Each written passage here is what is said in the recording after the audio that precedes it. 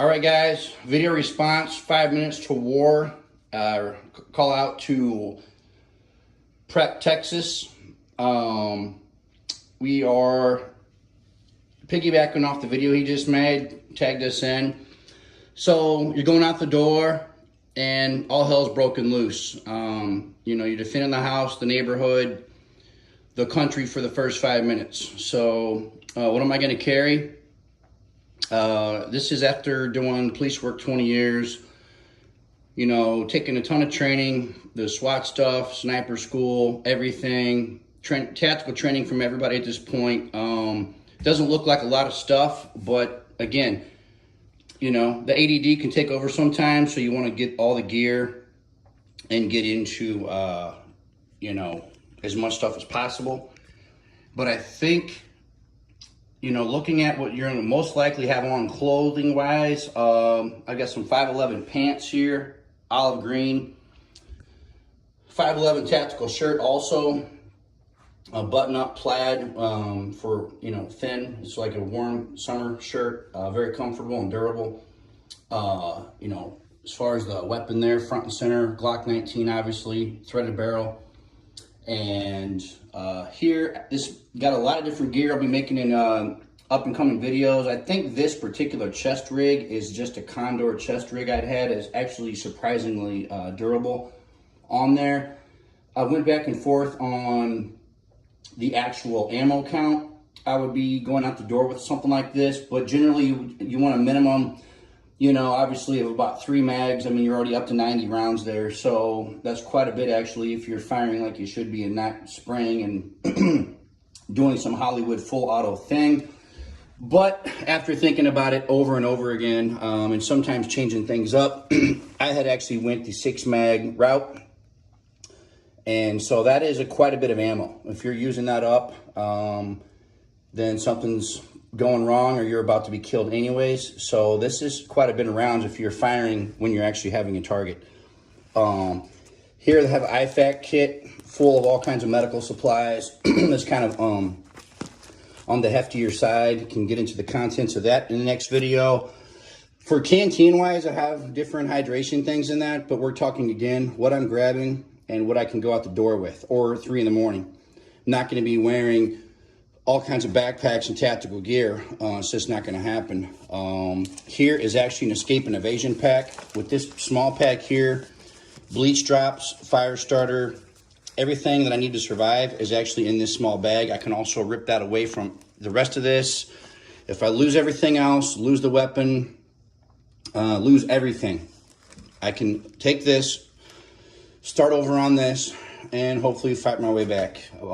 As far as knives, there is an Anza knife I just bought in Bryson City, North Carolina. That was a custom-made knife that's on the scarier side of being sharp. And can go and do a review of that later. But this thing is probably the knife that I would most likely carry in any scenario, actually. And you might see on the chest rig, I do have a Glock field knife, only because this thing is stupidly light. There's pros and cons to that, but it is actually made, the blades on these Glock knives are made from the spring steel, which is, the thing will go through the side of a car. So here, gonna have a few extra little Glock 19 mags on the chest rig as well. And again, the reason, you may wonder why there's not armor, plate carrier, all of that. If I'm getting shot, something's going wrong. My thing is, I don't like the weight. I don't like the way it slows me down. I just don't plan on getting shot, and this gets into what I've learned. A lot of guys I've learned will make the videos because they want to make the video the way everyone else is making the video. But this video, Prep Texas wanted me to make, was what I would personally grab. And again, this is 3 in the morning, New World Order is rolling down the street. The North Koreans are parachuting down. I'm just not going to be gearing up, wearing too much. This is like, you have no notice. You're going out the door, or you're again, fighting for your life. And this is honestly what I would grab. This is on the last, like I said, 25 years experience and training I've had. And shoes, obviously, if I'm out in public, I'm not going to be wearing, you know, a combat boot style thing. I'm going to have on some type of tennis shoe or some type of thing. And the funny thing I learned on that is a lot of guys do want to wear, again, this is my own personal training experience, but a lot of guys, boots are great.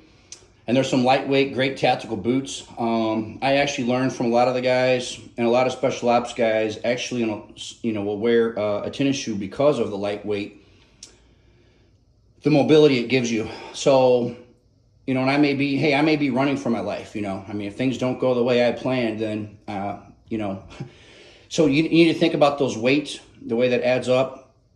And, you know, the ounces turn into pounds scenario. As far as the, again, the chest rig, you know, being a chest rig, it does have the shoulder straps. The thing I like about that is the fact that I can actually grab that if need be and throw that over my shoulder or hang on to it until I can kind of get to where I'm going. You know, stuff it, hide it somewhere temporarily, do whatever. But the point is, there's the long shoulder strap on there. I've learned I just like that. I can sling over my left shoulder crossways, still have all of this gear. I mean, which is more than enough gear to get the job done and get me to the next phase of whatever's going on. But there's a whole lot of stuff on this little chest rig. So again, you know, 6 mags, a knife, some light sticks, some type of water.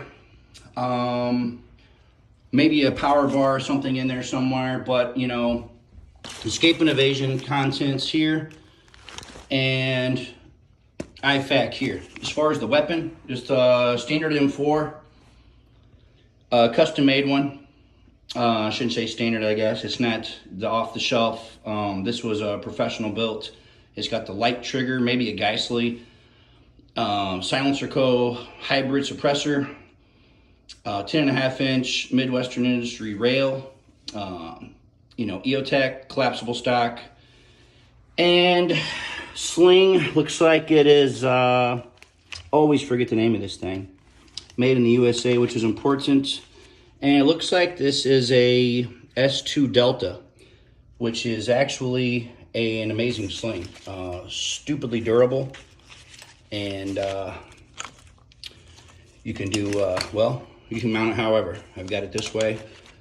I'm right-handed, so I have this on the left side of the weapon. The other side is on the right side of the stock, opposing sides. So the AR again itself, this one's super lightweight, stupidly accurate, the very solid weapon, doesn't jingle around. The receiver and the barrel is it's all rock solid fit. So, and with the suppressor, it sounds about equivalent to a 22. This suppressor is actually made for multi-cal, different weapons up to like a 30 cal, or like an AK, whatever. So I can put this on my Glock or anything. Again, you want to try to get stuff that you can use where you're not carrying 8 weapons, 8 suppressors, 6 knives, etc. You're just, for whatever reason, I think it's naturally ingrained in our minds, and it is, we want to do overkill on everything, but the minute you get out and hit the street and you're in a confrontation and you're running, and also depending on your physical condition, you know, less is way more. And for you, those training or, you know, Minutemen, militia, or active military and law enforcement, you know what I'm talking about. You're not going to be running around with a bunch of gear. So if I go out to save the world in the first 5 minutes, this is what it's going to look like, guys. I hope this helps out for people who have limited training, have had no training, and again, we all have to share and look out for each other. Please like, share, subscribe, comment, check out Prep Texas Video and Cousin Dick as well. Those guys we've partnered up with, and hey, you know, God bless you guys. Stay safe.